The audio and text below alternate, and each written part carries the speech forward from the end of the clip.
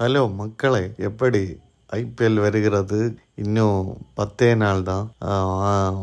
சிங்கம் வாஸ் சிங்கம், 2 சிங்கங்களும் களத்தில் சந்திக்க போகுது. ஸோ ஐபிஎல்லோட வீடியோஸ் இன்னுமே போட ஆரம்பிக்கல. இன்னையிலேருந்து நம்ம ஸ்குவாடில் ஆரம்பிக்கும். அது மட்டும் இல்லை, கிரிக்கெட் என்ன தான் இவங்க இதில் சூதாட்டம் இருக்கணும், மேட்ச் ஃபிக்ஸிங் இருக்குன்னு சொன்னாலும் உண்மையாகவே ஒரு கிரிக்கெட்டை நேசிக்கிறவனுக்கு கிரிக்கெட் பார்க்குறதுல இருக்கிற ஒரு சுகம் இருக்குல்ல, அது வேறு ஃபீலுங்க. இந்த விளையாட முடியாமல் இருக்க டைம், அப்புறம் ரொம்ப நாளாக கிரிக்கெட் விளையாடி சீக்கிரமாக வேலைக்கு போய் அந்த மாதிரி கிரிக்கெட்டோட டச் இல்லாதவங்க கிரிக்கெட் பார்க்குறது, இந்த மாதிரி கிரிக்கெட்டை ரொம்ப ரொம்ப நேசிக்கிறவங்களுக்கு கிரிக்கெட்டில் தர ஒரு ஃபீல் இருக்குங்க. அது வேறு லெவல். பேசுகிறோம் பைத்தியக்காரன் இவன் ஐபிஎல் பார்க்குறான், அது பார்க்குறான், மேட்ச் ஃபிக்ஸிங் பார்க்குறான், உனக்கெல்லாம் வேறு வேலையில்னு சொல்கிறவன் சொல்கிறோம். ஆனால் அதில் நம்ம மைண்ட் பண்ணவே கூடாது.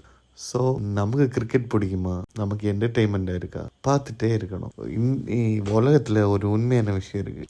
எவ்வளோ வெற்றி கிடைச்சாலும் நமக்கு அது போதாது. ஆனால் அது நமக்கு எங்கே புரியுதுன்னா, கிரிக்கெட்டில் நம்ம எவ்வளோ மேட்ச் தான் ஜெயித்தாலும் மறுபடியும் நம்ம டீம் ஜெயிக்கணும்னு ஒரு ஆர்வம் இருக்குது பார்த்தீங்களா?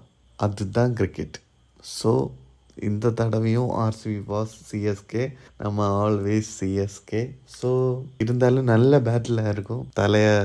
லாஸ்ட் சீசன் வேறு சொல்கிறாங்க, தெரியல. இருந்தாலும் நம்ம கட்ட சப்போர்ட் சிஎஸ்கே.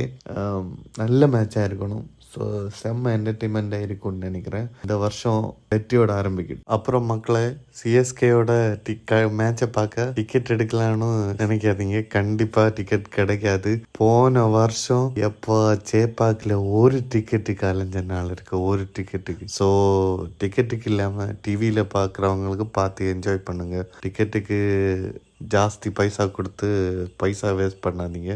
கிடைக்கிறதே ரொம்ப கஷ்டம். ஸோ என்ஜாய் பண்ணுங்கள்.